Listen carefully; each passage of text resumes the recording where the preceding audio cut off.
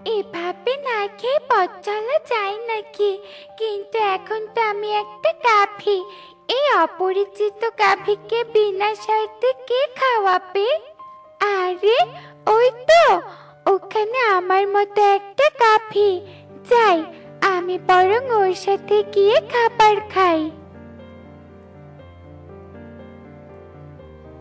হায় হায় রে, আমার ধবলির সব খাবার চেয়ে ওই বজ্জাত গাভীটা খেয়ে ফেলছে। আয় গাভী আয়, চলে যা, চলে যা বলছি, তোর মালিকের বাড়িতে চলে যা। তুমি যাই বলো না কেন বুড়িমা, আমার পেট না ভরা পর্যন্ত আমি কোথাও যাব না। এই কথা বলে সে অপরিচিত গাভীটা ঘাস খেতেই থাকে। অন্যদিকে মিনু বৃদ্ধা তা দেখে অনেক রেগে যায়, আর রেগে গিয়ে গাভীকে তাড়ানোর জন্য একটা লাঠি নিয়ে আসে। আর লাঠি আনতে দেখে সে অপরিচিত গাভী অনেক ভয় পেয়ে যায়। ওরে বাবা রে, এই বুড়িমা তো দেখছি এবার লাঠি নিয়ে আসছে। না না, অনেক খাবার খেয়েছি, এখন এই লাঠির মার খেয়ে পেট ভরাতে পারবো না। এই কথা বলে সেই গাভীটা সেখান থেকে চলে যায়। আর কিছু দূর যাওয়ার পর সে অনেক ক্লান্ত হয়ে যায়, আর একটা গাছের ছায়ার নিচে গিয়ে বিশ্রাম করতে থাকে। আর এভাবে দেখতে দেখতে রাত হয়ে যায়।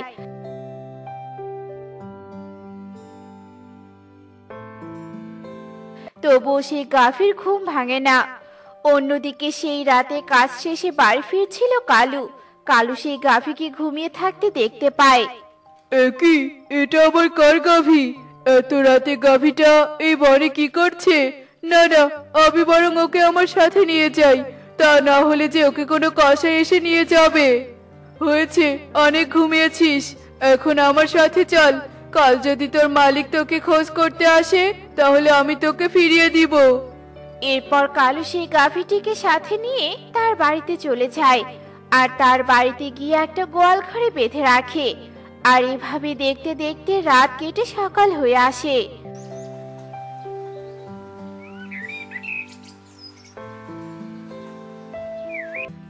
আরে, এ আমি কি দেখছি? এই গাভীটা আবার কোথা থেকে এলো? আর এটা তো একটু দুধ দেয়া গাভী। কার গাভী সেটা না হয় পরে ভাবা যাবে, আগে এর থেকে এক বালতি দুধ নিয়ে নেই। এই কথা বলে কাকুলি একটা বালতি নিয়ে আসে, আর যেই না দুধ দহন করে বালতিতে রাখে, সাথে সাথে বালতিটা একটা সোনার বালতি হয়ে যায়। তা দেখে তো কাকুলি অনেক খুশি হয়ে যায়, আর খুশিতে চিৎকার করতে থাকে। কালু, আয় কালু, কোথায় গেলে? তাড়াতাড়ি এদিকে এসো কালু। ওরে বাবা রে, এভাবে কেউ চিৎকার করে নাকি? যাই হোক, এবার বলো তো কি হয়েছে? দেখো কালু দেখো, এই গাভীর দুধ বালতিতে রাখার সাথে সাথেই বালতিটা কেমন সোনার বালতি হয়ে গেছে। তার মানে এটা কোনো জাদুই গাভী। তার মানে কাল রাতে আমি একটা গাভী না, একটা সোনার খনি নিয়ে এসেছি। শোনো কাকুলি, এই গাভীকে কিছুতেই হাতছাড়া করা যাবে না। এই গাভী যে আমাদেরকে অনেক ধনী বানিয়ে দিবে। যাও কাকুলি, একটা শক্ত আর একটা মোটা দেখে দড়ি নিয়ে এসো। কি, এরা তো লোভে পড়ে আমাকে রেখে দিতে চাইছে, কিন্তু এভাবে বন্দি জীবন কাটিয়ে এদের উপকার করলে তো এদের লোভ দিন দিন বাড়তেই থাকবে। না না, এ বাড়িতে আর এক মুহূর্ত থাকা যাবে না। এরপর কাকুলি ঘর থেকে একটা শক্ত দড়ি নিয়ে আসে, আর তখনই সেই গাভীটা সেখান থেকে ছুটে পালিয়ে যায়। এদিকে কালু ও কাকুলি গাভীটির পেছন পেছন চলে যায়, কিন্তু তারা আর ধরতে পারে না। পারুল, পারুল, এই দেখ, আমি তো বলটা নিয়ে এসেছি। চল পারুল, আমরা মাঠে খেলতে যাই। তুই একটু দাঁড়া চোখে, আমি পায়েসটুকু খেয়ে এক্ষুনি আসছি। আর তুই কি জানিস, আমার মায়ের হাতের বানানো পায়েস অনেক মজা। তুই একটু খেয়ে দেখবি? পায়েস? না না, আমি পায়েস খাবো না।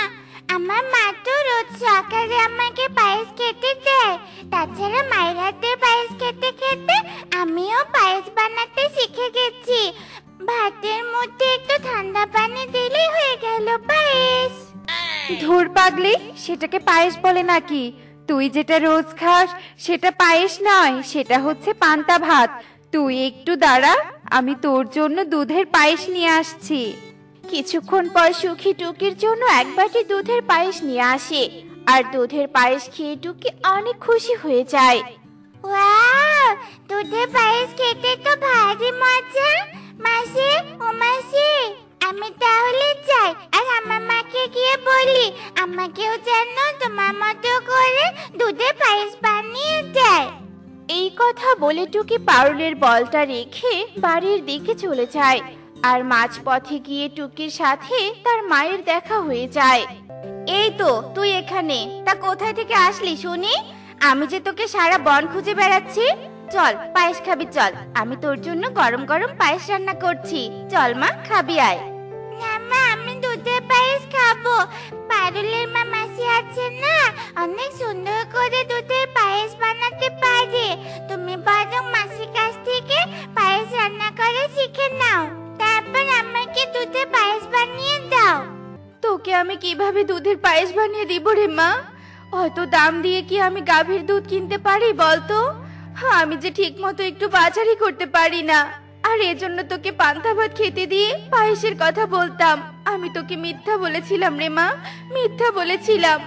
দুধের পায়েস খাওয়ার মতো সামর্থ্য যে আমাদের নেই রে মা। কেঁদো না মা, কেঁদো না। তুমি কাঁদলে যে আমার অনেক কান্না পায়। আচ্ছা মা, আমি আর কখনো দুধের পায়েস খেতে চাইবো না। চলো মা, বাড়িতে চলো। আহারে, এদের তো দেখে অনেক কষ্ট, সামান্য একটু দুধের পায়েস খেতে পাচ্ছে না। আমি বরং এদেরকে সোনার জিনিস দিয়ে সাহায্য করব, আর এদের সাহায্য করার মাধ্যমে আমার মুক্তি হলেও হতে পারে। এরপর গাভীটি টুনি ও টুকির পেছন পেছন চলে যায়। আর কিছুক্ষণের মধ্যেই তারা তাদের বাড়িতে চলে যায়। এদিকে সেই গাভীটিও টুনির বাড়িতে পৌঁছে যায়। মা, ও মা, ওই দেখো, এই গাভীটা আমাদের বাড়িতে চলে এসেছে। আর আমি অনেকক্ষণ থেকে খেয়াল করছি, এই গাভীটা আমাদের পিছনে পিছনে আসছিল জানো। আহারে, গাভীটা মনে হয় দুধ দেওয়ার গাভী, আর ওর মনে হয় দুধ দেওয়ার সময় হয়ে এসেছে। যা রে মা, একটা বালতি নিয়ে আয়। আমরা বরং গাভীটা দুধ দহন করে রেখে দেই। এরপর এর মালিক এলে দুধের বালতি সহ গাভীকে ফিরিয়ে দিব। এরপর টুকি একটা বালতি নিয়ে আসে। আর বালতিতে দুধ পড়ার সাথে সাথেই সেই বালতিটা সোনার বালতি হয়ে যায়। আর তা দেখে তো টুনি অনেক অবাক হয়ে যায়। এ কি, বালতিটা সোনার বালতি হয়ে গেল কিভাবে? তার মানে এটা একটা জাদুর গাভী। সৃষ্টিকর্তা বুঝি আমাদের অভাব সহ্য করতে পারেনি রে মা, তাই এই গাভীটাকে আমাদের কাছে পাঠিয়েছে। তুমি কার গাভী তা আমি জানি না, তবে এই সোনার বালতিটা বিক্রি করে আমি একটা ব্যবসা শুরু করব। আর ব্যবসা করে তোমার মালিককে এই সোনার বালতির টাকাটা পরিশোধ করে দিব। এবার মনে হয় আমি এক সৎ আর ভালো স্বভাবের পাখির কাছে এসেছি। এর মধ্যে কোনো লোভ নেই, মুক্তি পাই আর না পাই, আজকে থেকে আমি বাড়িতেই থাকবো। এরপর টুনি সোনার বালতি নিয়ে বাজারে বিক্রি করতে চলে যায়। আর সোনার বালতি বিক্রি করে সে বনের মধ্যে একটা সবজির দোকান দেয়। আর এভাবে দেখতে দেখতে 2-4 দিন কেটে যায়।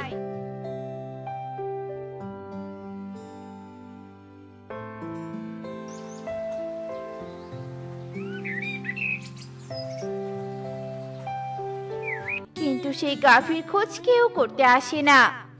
মারে, এই গাভীর জন্য আজ আমরা সুখের দিন দেখছি, কিন্তু আজ পর্যন্ত এর মালিকের কোনো খোঁজ পেলাম না। তাই আমি আজকে এই সোনার বালতিটা বিক্রি করে বনের সব গরিব পাখিদের দান করব। কেননা সৃষ্টিকর্তা কিছু দান করলে সেটা সবাই মিলে ভাগাভাগি করে নিতে হয়। এরপর টুনি আরো একটা সোনার বালতি বিক্রি করে বনের গরিব দুঃখীদের মাঝে দান করে দেয়। এদিকে টুনির ভালো কর্মের জন্য গাভীটি তার আসল রূপ ফিরে পায়। আরে, এই তো আমি মুক্তি পেয়েছি। তার মানে টুনি আমার দেয়া দানের টাকা দিয়ে অন্যদের সাহায্য করায় আমি মুক্তি পেয়ে গেছি। একবার যখন মুক্তি পেয়েছি তাহলে আর কখনো আমি লোভ করব না। এ কি, কে তুমি? এখানে তো একটা গাভী ছিল। ওই গাভীটি আর কেউ নয়, ওটা আমি ছিলাম। একদিন আমি এই বনে এসে এক বৃদ্ধা তার জাদুর গাভীকে দেখতে পাই আর তার জাদুর গাভীর দুধ দেওয়ার পরিবর্তে সোনা দিত। আর তা দেখে আমার খুব লোভ হয়, আর এর জন্য আমি সেই গাভীটাকে নিজের করে নিতে চেয়েছিলাম। এরপর আমি সেই বৃদ্ধাকে গিয়ে আঘাত করি। শোনো ঠাকুমা, এখন থেকে এই জাদুর গাভী আমার। লোভী পরি কন্যা, এই গাভী একদিন তোর মতোই লোভ করেছিল, আর এজন্য আমার অভিশাপে জাদুর গাভী হয়ে গেছে। তুইও লোভ করেছিস, তাই তুইও এর মতো একটা জাদুর গাভী হয়ে যাবি। আর তোর দেয়া সোনার বালতি পেয়ে যদি কেউ লোভ না করে, বরং তা দিয়ে তার উপকার করে, তবেই তুই মুক্তি পাবি। সবই তো শুনলে, এখন আমাকে যেতে হবে। আর এখন তো তোমাদের দুধের পায়েস খেতে আর কোনো অসুবিধা নেই, তাই না? কারণ এখন তোমরা উপার্জন করো। এই কথা বলে পরিকন্যা সেখান থেকে চলে যায়। এদিকে টুনিও তার সবজির দোকান চালিয়ে সংসার চালাতে থাকে। ইগলি, তুমি আমাকে ছেড়ে কেন চলে গেলে? আমি এখন একা একা এই বাড়িতে কি করে থাকবো? ইগল দাদা, শান্ত হও। একদিন আমাদের সবাইকে এভাবে ওপরে চলে যেতে হবে। এখন যত তাড়াতাড়ি সম্ভব ইগলি দিদি সৎকার করাই, তাই ভালো হবে। ইগলি বলেছে সে মারা গেলে যেন তাকে সমাধি দেয়া হয়, তাই বলি টোনাকে আমার বাড়িতে ডেকে নিয়ে আয়। আচ্ছা ঠিক আছে দাদা, যাচ্ছি।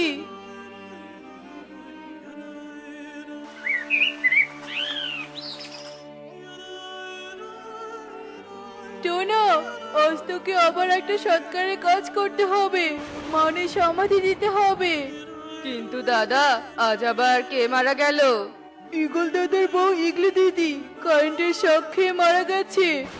আহারে, দিদিটা কতই না ভালো ছিল। যাও টোনা, দিদিকে তাড়াতাড়ি সমাধি দিয়ে এসো।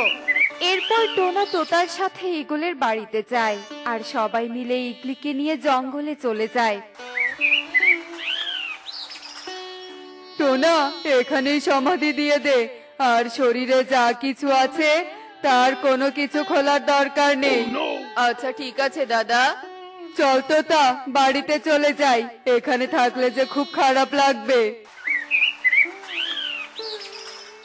এত সুন্দর সোনার দুল সহ নাকি সমাধি দেব? এখানে তো কেউ নেই, আমি বরং দুলগুলো খুলে নেই। এই দুলগুলো টুনিকে দিলে টুনি খুব খুশি হবে। এসব বলে টোনা দুলগুলো খুলে নিয়ে ইগলিকে সমাধি দিয়ে দেয়, আর সে তাড়াতাড়ি সেখান থেকে বাড়িতে চলে আসে। টুনি, দেখো তোমার জন্য কত সুন্দর সোনার দুল নিয়ে এসেছি। এই দুলগুলো পরলে তোমাকে অনেক সুন্দর লাগবে। তা তো বুঝলাম টোনা, কিন্তু তুমি সোনার দুল কেনার টাকা কোথায় পেলে? না মানে, দুলগুলো পথে কুড়িয়ে পেয়েছি টুনি, তাই তোমার জন্য নিয়ে এলাম। এখন কথা না বলে দুলগুলো পরো দেখি। এখন তো নদীতে গোসল করতে যাচ্ছি, তাই গোসল করে এসে পরবো, নয়তো যে নদীর পানিতে দুলগুলো হারিয়ে যাবে। আচ্ছা ঠিক আছে টুনি, তাহলে তুমি নদী থেকে এসেই পড়ো। আমি দুলগুলো ঘরে যত্ন করে রেখে দিচ্ছি, কেমন?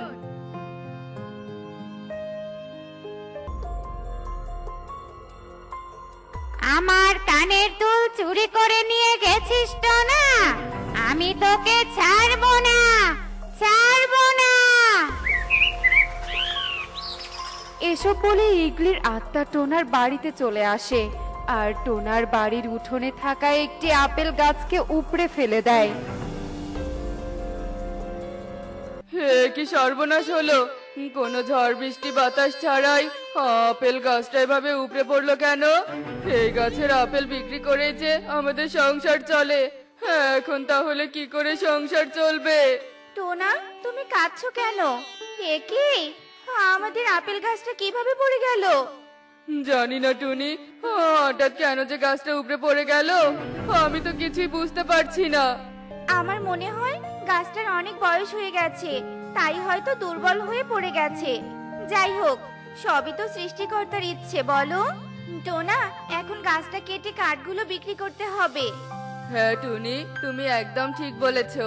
আর কাল থেকে কাজের খোঁজে বেরিয়ে পড়তে হবে।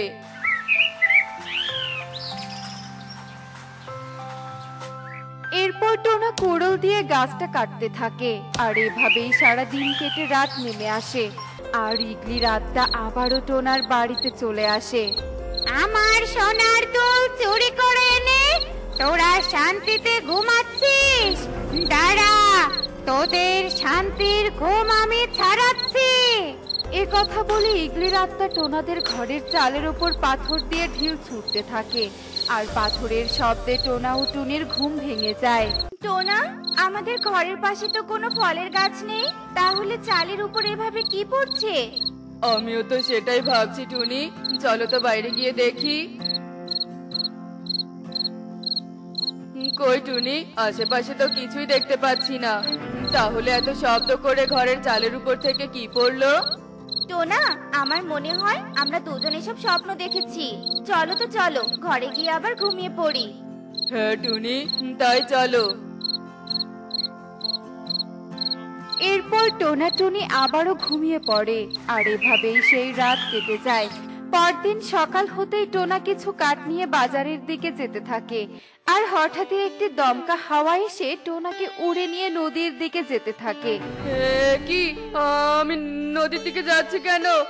কে কোথায় আছো? আমাকে বাঁচাও, বাঁচাও! বাতাস আমাকে উড়ে নিয়ে যাচ্ছে, বাঁচাও!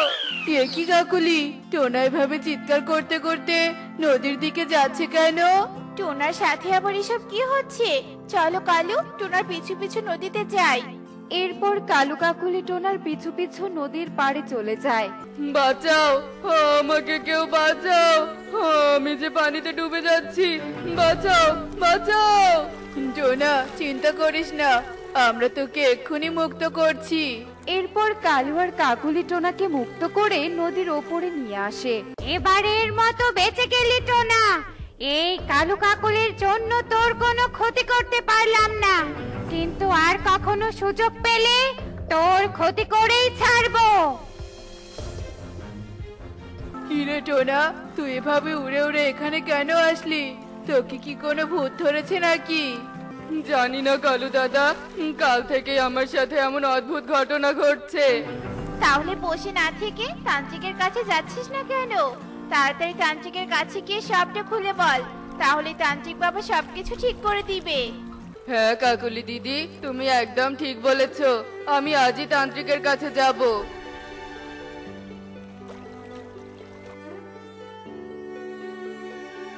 একে টোনা, তোমার শরীর এমন ভেজা কেন? কাঠ বিক্রি করে নদী থেকে গোসল দিয়ে আসলে নাকি? না টুনি। এরপর টোনা টুনিকে সব কথা খুলে বলে। কাঠগুলো নদীতে পড়ে গেছে তো কি হয়েছে? তোমার তো আর কোনো ক্ষতি হয়নি। বেঁচে থাকলে ঠিক একটা কাজের ব্যবস্থা হয়ে যাবে। চলো এখন আমরা তান্ত্রিকের কাছে যাই।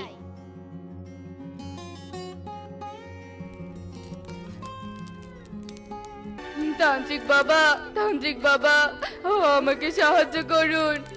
আমি যে বড্ড বিপদের মধ্যে আছি, আমাকে সাহায্য করুন। কি বিপদের মধ্যে আছিস বল দেখি। তারপর টোনা তার সাথে ঘটে যাওয়া সমস্ত ঘটনা তান্ত্রিককে খুলে বলে। চিন্তা করিস না বাছা, আমি ধ্যান করে সবটা দেখছি যে কোন ভূত তোদের সাথে এমন করছে। তান্ত্রিক বাবা, কি বুঝলেন? মূর্খ পাখি, তোরা মৃত পাখির শরীর থেকে সোনার দুল চুরি করে এনেছিস কেন? ওই মৃত পাখির আত্মা তোদের ক্ষতি করছে, আর সুযোগ পেলে অনেক বড় ধরনের ক্ষতি করে ফেলবে। টোনা, তান্ত্রিক বাবা এসব কি বলছে? তার মানে তুমি ওই সোনার দুলগুলো মৃত পাখির শরীর থেকে চুরি করে এনেছিলে? হ্যাঁ টুনি, আমি লোভে পড়ে ইগলি দিদির কান থেকে সোনার দুলগুলো চুরি করে এনেছিলাম। ভেবেছিলাম মাটির নিচে তো দুলগুলো পড়েই থাকবে, তাই তোমাকে দিলে তবু তুমি খুশি হয়ে পড়ে থাকবে। তুই ভুল ভেবেছিস। যার যেটা পছন্দের জিনিস সে মারা গেলেও সেটা ছাড়ে না। তাই বলি এখনো সময় আছে, তাড়াতাড়ি দুলগুলো যেখান থেকে এনেছিস সেখানেই রেখে আয়, আর ওই আত্মাকে ডেকে অবশ্যই ক্ষমা চাইবি। হ্যাঁ তান্ত্রিক বাবা, আমি এক্ষুনি দুলগুলো ফেরত দিয়ে আসবো। এরপর টোনা ও টুনি তাড়াতাড়ি বাড়িতে চলে যায় আর দুলগুলো নিয়ে জঙ্গলের ভেতরে চলে আসে। ইগলি দিদি, তোমার দুলগুলো ফিরিয়ে দিয়ে গেলাম, আর আমাকে এবারের মতো ক্ষমা করে দাও। সত্যি বলছি, আমি কখনো কোনো কিছু চুরি করব না। কথাটা যেন তোর ভালো করে মনে থাকে। ঈগল তোকে আমার শরীর থেকে কিছু খুলতে না বলেছিল, তবুও তুই খুলেছিস, তাই আমার খুব রাগ উঠেছিল। তুই যদি চুরি না করে ঈগলকে বলে দুলগুলো নিতি, তাহলে তোর কোনো আমি ক্ষতি করতাম না। এখন যখন ভুল বুঝতে পেরেছিস, তাই তোকে ক্ষমা করে দিলাম। এসব বলে ইগলির আত্মা অদৃশ্য হয়ে যায় আর টোনা ও টুনি তাড়াতাড়ি সেখান থেকে বাড়িতে চলে আসে। দেখলে তো বন্ধুরা, অনুমতি ছাড়া কারো জিনিস নেওয়া যায় না, সে মৃত পাখি হোক না কেন। তাহলে এমনই বিপদে পড়তে হয়। এমনই সব মজার মজার শিক্ষণীয় টুনি পাখির গল্প দেখতে আমাদের সাথেই থেকো। আর গল্পগুলো কেমন হচ্ছে তা কমেন্টে জানাতে ভুলো না কিন্তু। Bye bye.